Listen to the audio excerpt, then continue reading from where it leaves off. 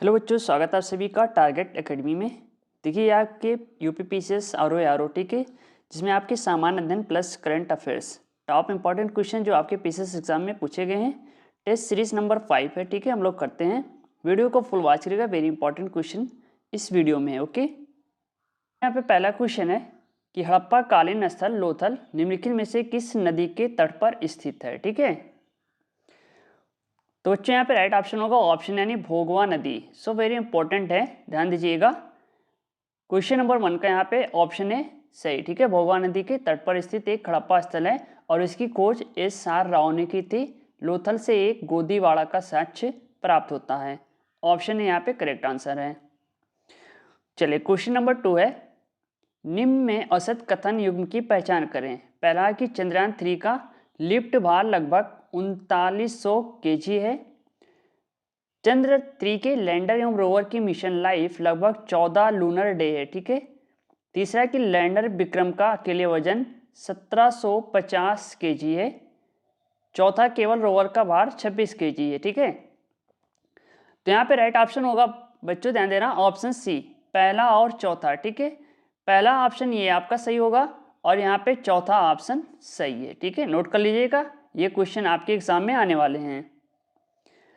चलिए question number 3 है यहाँ पे, फ्लोरीन में कितने कार्बन परमाणु होते हैं। ठीक है, तो बच्चों यहाँ पे राइट ऑप्शन होगा ऑप्शन यानी 60 कार्बन परमाणुओं से मिलकर बना होता है फ्लोरीन। ओके, चलिए क्वेश्चन नंबर चौथा है यहाँ पे, निम्न जीवों में कौन सा जीव भारत में प्राकृतिक रूप से नहीं पाया जाता। देखिए यहाँ पे नई शब्द लगा है, सो वेरी इंपॉर्टेंट है। देखिए फ्रेंड, यहाँ पे राइट ऑप्शन होगा ऑप्शन यानी चीता।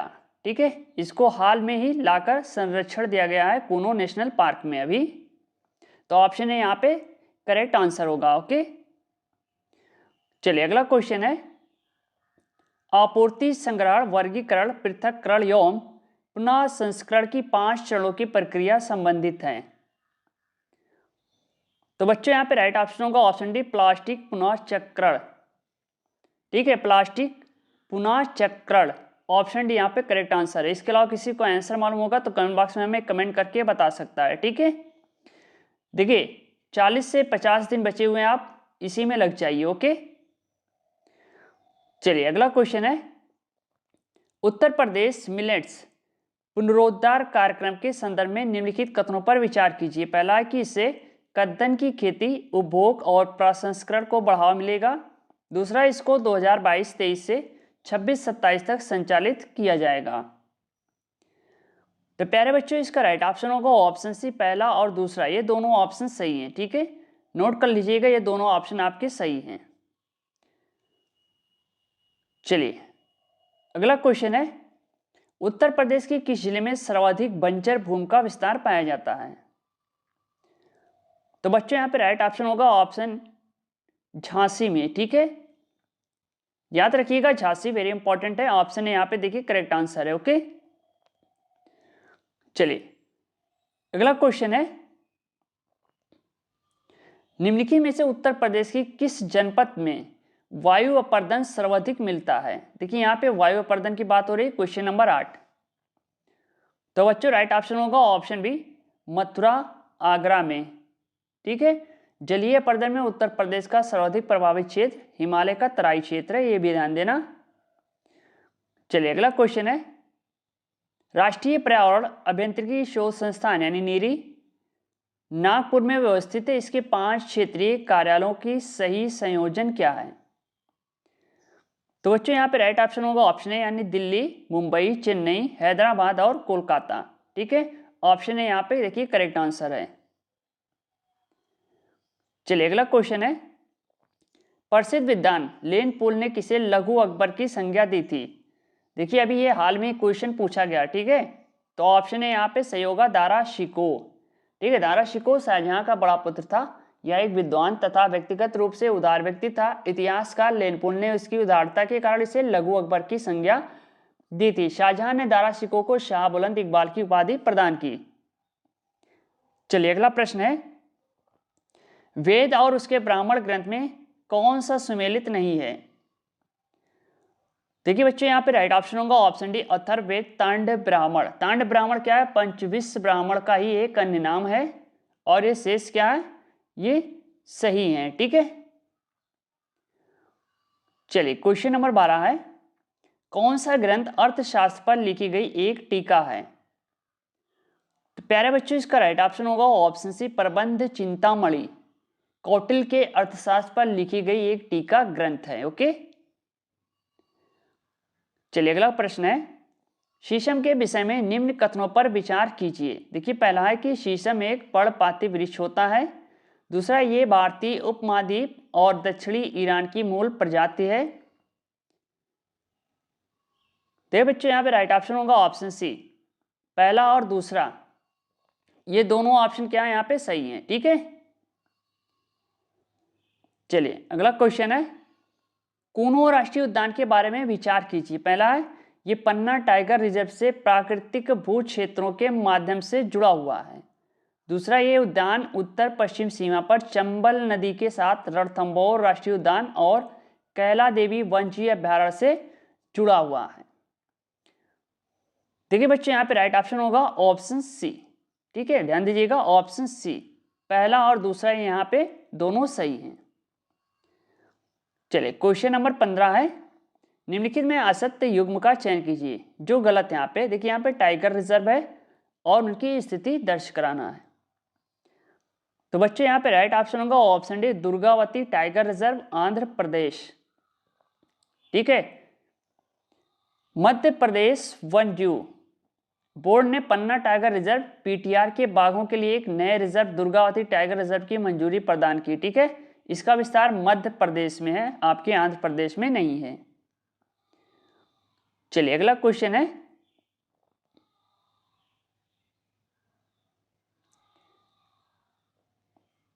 ग्यारह जून 2019 को उत्तर प्रदेश सरकार द्वारा वृद्धावस्था पेंशन योजना के तहत प्रदत्त पेंशन राशि को प्रति लाभार्थी 400 रुपये से बढ़ाकर 500 रुपये करने का निर्णय लिया गया। इस संदर्भ में निम्नलिखित कथनों पर विचार कीजिए। देखिए पहला कथन है और यहाँ पे दूसरा कथन है। ठीक है, तो यहाँ पे राइट ऑप्शन होगा ऑप्शन सी। ठीक है, ध्यान देना ऑप्शन सी, यहाँ पे ये दोनों ऑप्शन क्या है, सही है। चलिए अगला प्रश्न है, निम्नलिखित नगरों में से कौन सा एक सही नहीं है। देखिए यहाँ पे नहीं शब्द लगा है, इस टाइप के क्वेश्चन आपके पूछे जाएंगे। ठीक है, पैटर्न चेंज हो चुका है, क्वेश्चन टफ ही आएंगे। तो बच्चों यहाँ पे राइट ऑप्शन होगा ऑप्शन डी चंद्रनगर फर्रुखाबाद। देखिए चंद्रनगर या चंदावर फिरोजाबाद का प्राचीन नाम है। ठीक है, और ये तीनों ऑप्शन क्या है, सही हैं। चलिए अगला प्रश्न है, सूची 1 सूची 2 नहर परियोजना और उद्गम स्थल। देखिए मध्य गंगा नहर ये आपके कहाँ से है, बिजनौर। सरयू नहर कतनिया बहराइच। घग्गर नहर आपके मिर्जापुर। मधवा बांध नहर आपके हमीरपुर। ठीक है, तो ये ऑप्शन क्या है, यहाँ पे सही है। चलिए अगला क्वेश्चन है, निम्नलिखित कथनों पर विचार कीजिए। पहला थी महिगीर जनजातीय समुदाय उत्तर प्रदेश के बिजनौर जिले में पाई जाती है। ठीक है, ये पहला ऑप्शन हो गया। दूसरा ऑप्शन है बुक्सा जनजाति उत्तर प्रदेश के मुख्यतः बिजनौर जिले में पाई जाती है। देखिए बच्चों यहाँ पे राइट ऑप्शन होगा ऑप्शन सी। दोनों ऑप्शन क्या है यहाँ पे सही है। क्वेश्चन नंबर 23 का दोनों ऑप्शन यहाँ पे करेक्ट आंसर होगा। ओके, चलिए अगला क्वेश्चन है, अगस्त 2023 में प्रधानमंत्री ने इसरो की टीम को संबोधित करते समय चंद्रयान 3 के लैंडिंग साइट का नाम क्या रखा। तो बच्चों यहाँ पे राइट ऑप्शन होगा ऑप्शन बी शिव शक्ति। चलिए नेक्स्ट क्वेश्चन है, भारत का पहला कार्बन न्यूट्रल गांव कहां पर विकसित किया जाएगा। तो बच्चों राइट ऑप्शन होगा ऑप्शन यानी ठाणे महाराष्ट्र, याद रखिएगा। चलिए क्वेश्चन नंबर 26, मई 2023 में अंतरराष्ट्रीय सुपर कंप्यूटिंग सम्मेलन ISC 2023 में भारत की AI सुपर कंप्यूटर इरावत ने कौन सा स्थान प्राप्त किया। देखिए बच्चे यहाँ पे राइट ऑप्शन होगा ऑप्शन सी 75। ठीक है, इस सम्मेलन में एआई सुपर कंप्यूटर राउत को 57 एरावस-सी टैग पुणे में स्थापित है तथा भारत को पूरे विश्व में एआई सुपर कंप्यूटिंग देशों में शीर्ष स्थान पर रखा गया। ये प्रणाली भारत में कृत्रिम बुद्धिमत्ता यानी एआई पर राष्ट्रीय कार्यक्रम के अंतर्गत स्थापित की गई है। चलिए अगला क्वेश्चन है, हाल ही में किस संस्थान ने आत्मघाती ड्रोन तैयार किया जो दुश्मन के ठिकानों पर जाकर खुद ही फट जाएगा? तो बच्चों यहाँ पे राइट ऑप्शन होगा option B IIT Kanpur. So very important है, ऑप्शन बी यहाँ पे राइट ऑप्शन है। चलिए अगला क्वेश्चन है, निम्नलिखित में से किस राज्य द्वारा मिशन नंद बाबा शुरू किया गया? तो बच्चों यहाँ पे राइट ऑप्शन होगा ऑप्शन है उत्तर प्रदेश ही होगा, ध्यान दीजिएगा। चलिए अगला क्वेश्चन है, उत्तर प्रदेश के निम्नलिखित जिलों में से कहां प्रदेश का पहला rail heritage park rail coach restaurant खोला जाएगा? तो बच्चों यहाँ पे राइट ऑप्शन होगा ऑप्शन डी आगरा, ध्यान देना। चलिए क्वेश्चन नंबर 30 है, प्रतिछाया बैंकिंग का संबंध है? तो बच्चों यहाँ पे ऑप्शन सी यानी गैर बैंकिंग वित्तीय संस्थाओं द्वारा वित्तीय तथा अन्य गतिविधियों को संपन्न कराना, ठीक है। ऑप्शन सी यहाँ पे देखिए करेक्ट आंसर होगा। देखिए आपके अगर यहाँ पे 40 प्लस क्वेश्चन सही हो रहे हैं, ठीक है, तो आपकी तैयारी काफी अच्छी है, ये ध्यान दीजिएगा। चलिए अगला प्रश्न है, भारतीय रिजर्व बैंक द्वारा मुद्रास्फीति के नियंत्रण के लिए प्रयोग में लाए जाने वाले उपागम, पहला कि बैंक दर में वृद्धि, दूसरा नगद आरक्षित अनुपात में वृद्धि, तीसरा संविधिक तरलता अनुपात में वृद्धि। तो बच्चों यहाँ पे राइट ऑप्शन होगा ऑप्शन डी उपयुक्त सभी, ठीक है। ये तीनों ऑप्शन क्या है, मुद्रास्फीति के नियंत्रण के लिए प्रयोग की जाती, कौन? भारतीय रिजर्व बैंक द्वारा। चलिए अगला प्रश्न है, निम्नलिखित में से कौन सा कथन असत्य है? तो बच्चों यहाँ पे राइट ऑप्शन होगा ऑप्शन डी यानी फास्फोरस चक्र में कार्बन महत्वपूर्ण भूमिका निभाता है।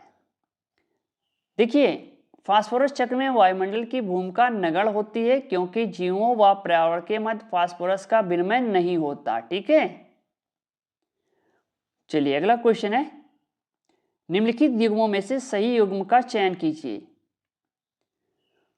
तो राइट ऑप्शन होगा ऑप्शन डी SDG 17 सतत विकास हेतु वैश्विक भागीदारी को पुनर्जीवित करना, ठीक है। देखिए यहाँ पे आपके करंट अफेयर्स भी इसमें जुड़े हुए हैं। चलिए अगला क्वेश्चन है, भारत छोड़ो आंदोलन के दौरान बंगाल के मिदनापुर के तामलुक में स्थापित समानांतर सरकार का नाम क्या था? तो प्यारे बच्चों राइट ऑप्शन होगा ऑप्शन सी जातीय सरकार। ध्यान देना कि भारत छोड़ो आंदोलन 1942 ईस्वी में शुरू अंग्रेजों के विरुद्ध अंतिम महान जन आंदोलन था। इस आंदोलन के दौरान देश में कई स्थानों पर यथा बलिया, सतारा, तामलुक में समानांतर सरकार स्थापित हो रही है और बंगाल के तामलुक में स्थापित समानांतर सरकार जातीय सरकार के नाम से जानी जा रही है, ठीक है।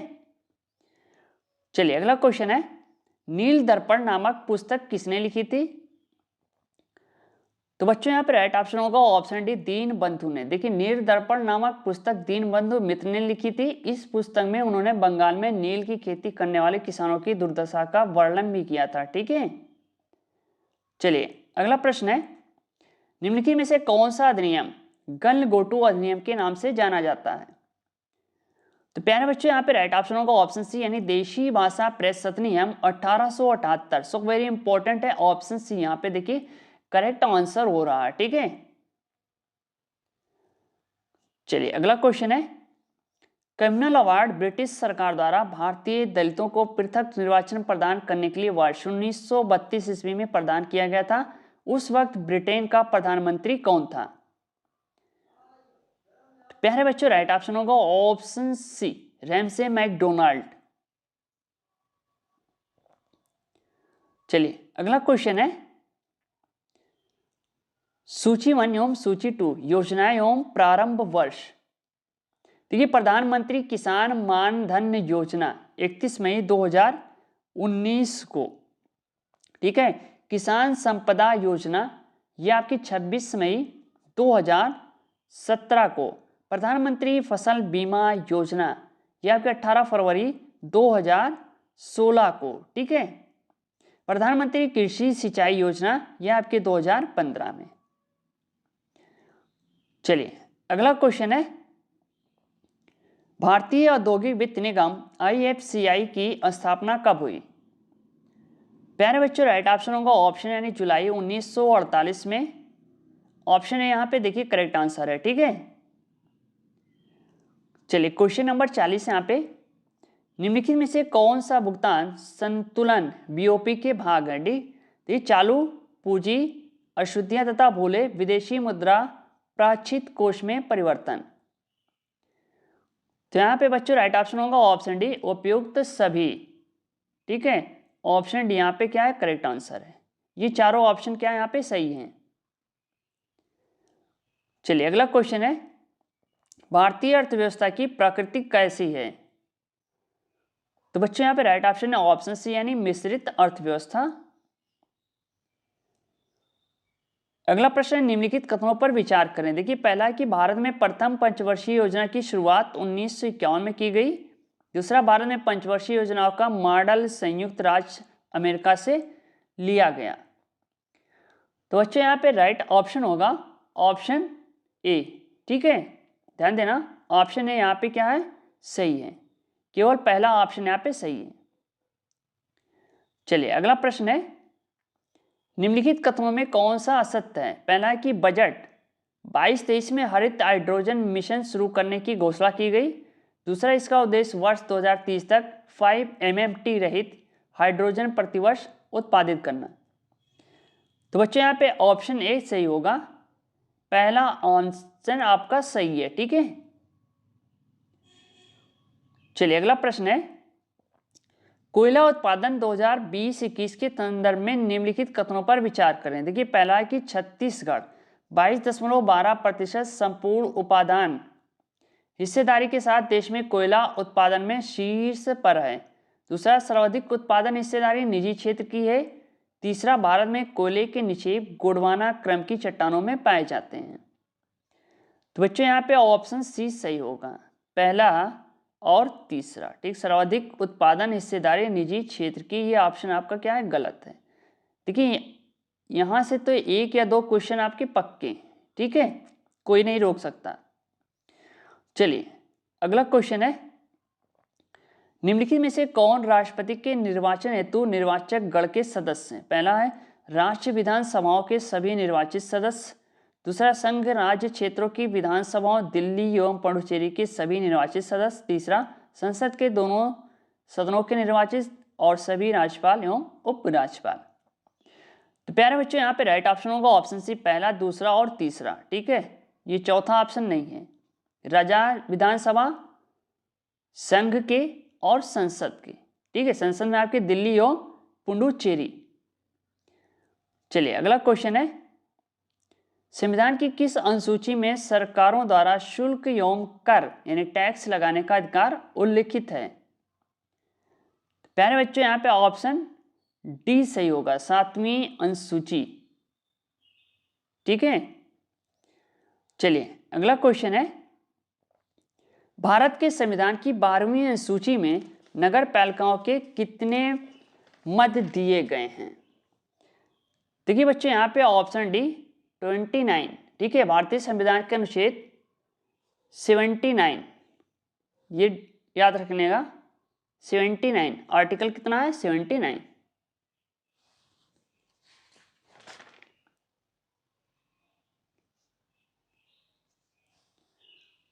सॉरी, यहाँ पे देखिए इसका जो आंसर होगा वो ऑप्शन सी होगा, ठीक है, 18। याद रखिएगा, ये 74वें संविधान संशोधन अधिनियम 1952 द्वारा भारतीय संविधान में 12वीं अनुसूची को जोड़ा गया, ठीक है। तो यहाँ पे ऑप्शन सी सही होगा। चलिए अगला क्वेश्चन है, भारत के संविधान में निम्नलिखित में से क्या उल्लिखित है? देखिए यहाँ पे पहला कि संसद राष्ट्रपति और 2 सदनों से मिलकर बनेगी। दूसरा, राष्ट्रपति संसद के किसी भी सदन का सदस्य नहीं होगा। निम्नलिखित कौन में से सही उत्तर? देखिए यहाँ पे ऑप्शन डी सही होगा, ठीक है। पहला और दूसरा ये दोनों सही है, ठीक है। उपराष्ट्रपति तो सदन का हिस्सा हो सकता है लेकिन राष्ट्रपति नहीं, ठीक है। संसद जो है वो राष्ट्रपति और 2 सदनों से मिलकर क्या बनेगी, संसद बनेगी। चलिए अगला प्रश्न है, कौन सी जाति अनुसूचित मानी जाएगी, यह निश्चय करने का अधिकार निम्नलिखित में से किसको प्राप्त है। तो बच्चों यहाँ पे राइट ऑप्शन होगा ऑप्शन बी यानी राष्ट्रपति को। चलिए अगला प्रश्न है, संघीय व्यवस्था में किस संस्था को संविधान का संतुलन चक्र माना गया है। तो प्यारे बच्चों राइट ऑप्शन होगा ऑप्शन यानी न्यायपालिका। चलिए नेक्स्ट क्वेश्चन है, संघीय प्रणाली का निम्नलिखित में से कौन सा लक्षण भारतीय राजनीतिक प्रणाली में नहीं पाया जाता। देखिए बच्चों यहाँ पे राइट ऑप्शन होगा ऑप्शन सी संसद की सर्वोच्चता, ठीक है। ध्यान देना कि संघीय प्रणाली के तहत भारतीय राजनीतिक प्रणाली में संविधान की सर्वोच्चता है और संविधान के निर्वाचन में न्यायालयों का प्राधिकार है, ठीक है। संघ व राज्यों के मध्य शक्तियों का विभाजन है, जबकि भारतीय राजनीतिक प्रणाली में संसद की सर्वोच्चता का प्रावधान नहीं है। चलिए अगला क्वेश्चन है, भारत में सर्वाधिक अनुसूचित जनजाति की जनसंख्या किस राज्य में निर्वासित है।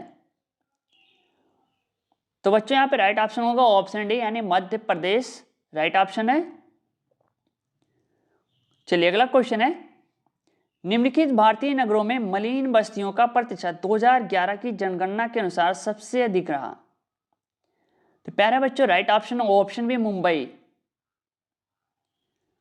चलिए अगला क्वेश्चन है, भारत की जनगणना 2011 के अनुसार उत्तर प्रदेश के निम्नलिखित शहरों में कौन सा शहर मिलियन शहर नहीं है। तो right option option D Moradabad यहाँ पे राइट ऑप्शन होगा, ध्यान देना। चलिए अगला क्वेश्चन है, निम्नलिखित कथनों पर विचार कीजिए। देखिए पहला है कि भारत का विश्व के देशों के साथ संपर्क युगों पुराना है, परंतु यह संबंध समुद्री जलमार्गों की अपेक्षा भूभागों से होकर था। दूसरा, उत्तरी पर्वतों के दर्रों से अनेक यात्री प्राचीन काल में भारत आए, जबकि समुद्री मार्ग बहुत समय तक ज्ञात नहीं था। देखिए बच्चे यहाँ पे राइट ऑप्शन होगा ऑप्शन